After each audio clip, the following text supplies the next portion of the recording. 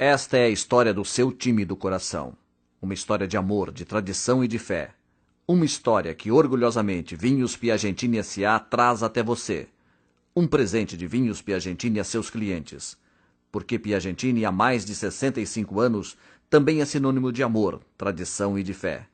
Piagentini, um nome que dispensa apresentações. No início do século, um imigrante italiano, Luigi Servo, funcionário das indústrias reunidas Francisco Matarazzo, vivia quebrando a cabeça para arrumar um jeito de fundar em São Paulo, cidade com então 300 mil habitantes, um clube que reunisse todos os italianos e seus descendentes. Outros três amigos de Luigi, Vincenzo Ragonetti, Ezequiel Simone e Luigi Emanuele Marzo, acham a ideia maravilhosa e tratam de procurar a melhor maneira de colocá-la em prática. O incentivo que eles precisam chega no início de 1914, através de dois times italianos que excursionam por São Paulo, a fraca Pro Vercelli e o poderoso Torino. A campanha da Pro Vercelli na cidade é decepcionante.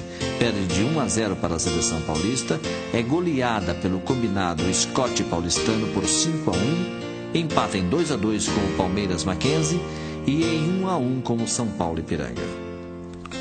Já o Torino é um sucesso total, não decepciona seus fãs italianos.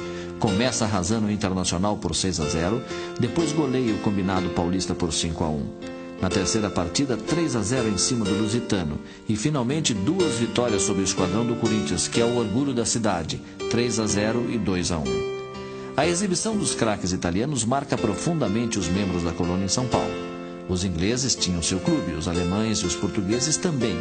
Mas os italianos, maior colônia da cidade, tinham que se contentar em ver seus jogadores vestindo a camisa dos times comandados por outros imigrantes. Isso não podia continuar. Os 4 amigos sabiam que a hora tinha chegado e trataram de aproveitar o bom momento proporcionado pelo sucesso do Torino. Ragonetti, que era jornalista, faz publicar no dia 13 de agosto de 1914 uma carta em forma de anúncio no jornal Fanfula. Nela ele pede que os italianos se unam em torno da fundação de um clube, exatamente como tinham feito os ingleses e alemães. 5 dias depois, o Fanfula esgota sua edição ao noticiar uma reunião marcada para as 20 horas no Salão Alhambra, na Praça Marechal Deodoro, número 2A. A reunião dura várias horas e na madrugada do dia 20, 35 pessoas ainda discutem, gritam e ameaçam sair no tapa para decidir se o clube seria tradicional, com reuniões literárias, bailes e teatro, ou apenas esportivo. Diante de tanta confusão, uma nova reunião é marcada para o dia 26. Luigi Servo, apontado como virtual presidente do clube, retira sua candidatura a favor do amigo Ezequiel Simone, eleito provisoriamente. Simone, politicamente, trata de atender às reivindicações de todos e, desta maneira, na presença de 46 pessoas, nasce o Palestra Itália, com finalidades culturais e esportivas. Fundado o clube, com seu estatuto escrito em italiano, seus diretores tratam dos preparativos para apresentá-lo à cidade e principalmente à colônia. A festa de apresentação, em 9 de janeiro de 1915, foi de gala. Um grande baile nos salões alugados do Germânia e a presença do comendador Pietro Baroli caracterizam todo o requinte e luxo da noite. Tudo regado a champanhe. Socialmente regularizado, resta agora ao Palestra apresentar seu time de futebol. Isso acontece na tarde de 24 de janeiro na pequena Votorantim, perto de Sorocaba. O adversário é o Savoia, um dos times mais fortes do interior do estado. Há dificuldade para levar a equipe do Palestra até o campo de jogo. Falta dinheiro para as passagens e também para a compra dos uniformes. Mas tudo isso acaba superado e o Palestra estreia com uma vitória de 2-0. 2 gols de pênalti. O primeiro cobrado por Bianco, maior estrela do time, que teve a honra de fazer o primeiro gol da história do Palestra, e o segundo por Alegretti. O time que entra para a história como o primeiro a vestir a camisa palestrina foi formado por Stilitano, Bonato e Flúvio, Politi, Bianco e Vale, Cavinato, Fichi, Alegretti, Amilcar e Ferrer. O Palestra passa o ano de 1915 só treinando e jogando amistosamente. Mas no ano seguinte, com o apoio da Associação Atlética Palmeiras e a influência do poderoso conde Francisco Matarazzo, consegue ser admitido na APA, Associação Paulista de Esportes Atléticos, entidade que comandava os principais times de futebol da cidade. Antes da estreia oficial, o time faz 2 amistosos contra o Santos. Os resultados não poderiam ter sido piores. Sofre 2 goleadas, 7-0 e 8-1. As 2 goleadas dão origem ao que, ao longo da história do Palestra e depois do Palmeiras, iriam se chamar cornetas. Elas soaram alto porque, no dia do primeiro amistoso, outra entidade italiana de São Paulo, a Pro Pátria, promovia a estreia do barítono Tito Ruffo, interpretando a ópera Aida. Luiz Servo, secretário do Palestra, não concordou com o adiamento da partida e passou a receber duras críticas. Mais tarde, a renda do jogo disputado no velódromo na Rua da Consolação mostrou que ele tinha razão. Foram arrecadados R$ 292.600, dinheiro suficiente para reforçar o caixa e dar prosseguimento aos planos de montar um grande time. A estreia oficial do Palmeiras no campeonato da APA ocorre no dia 13 de maio e o time empata em 1-1 com a Associação Atlética Mackenzie College. Para o campeonato de 1917, o Palestra, já melhor estruturado, vai em busca de reforços que satisfaçam a exigente torcida italiana. Até porque é neste ano que o time irá enfrentar pela primeira vez o poderoso Corinthians, que se transformaria pelo resto de sua existência na maior rivalidade dos campeonatos paulistas. Assim, chegam ao Palestras, vindos do Ruggeroni da Lapa, jogadores como Picali, Caetano, Ministro e Martinelli. De Jundiaí vem Bertolini. No Lusitano, o time foi buscar Flozzi. De Piracicaba, o reforço é Fabi. E do bairro dos Campos Elíseos, chegam para fechar a lista Grimaldi e Severino. Na terceira rodada do campeonato, lá estão frente a frente Palestra e Corinthians. O novato Palestra não se intimida e sacode o adversário com sonoros 3-0.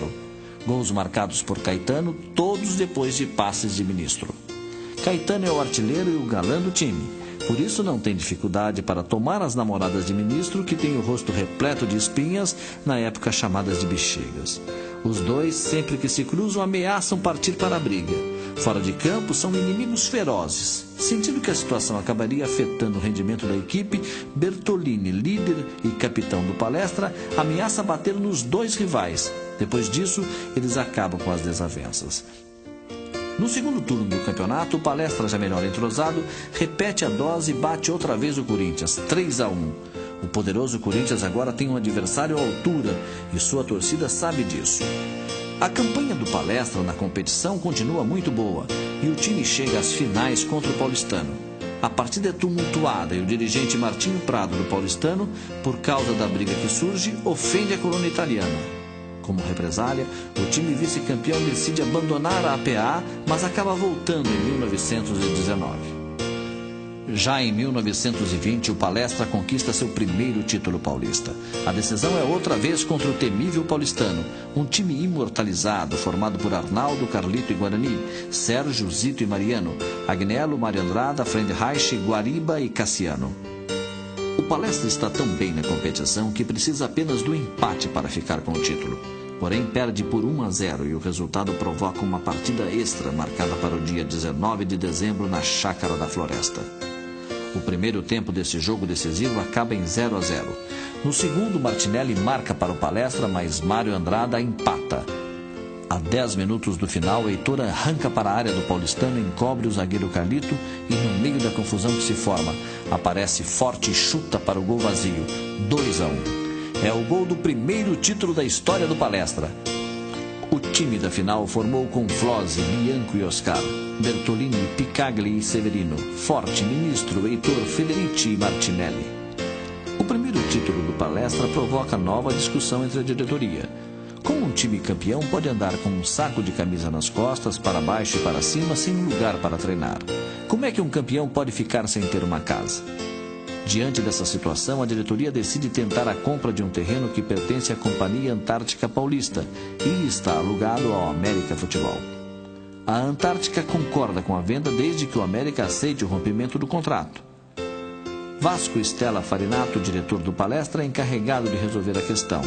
Sua missão é encontrar o presidente do América, o ex-zagueiro Belfort, que mora em Itatiaia, quase na divisa com o Rio, e conseguir sua concordância para o rompimento do contrato. Vasco viaja de trem e depois de lombo de cavalo para chegar à casa do dirigente, mas sua missão é bem sucedida e ele volta exausto, porém feliz para São Paulo.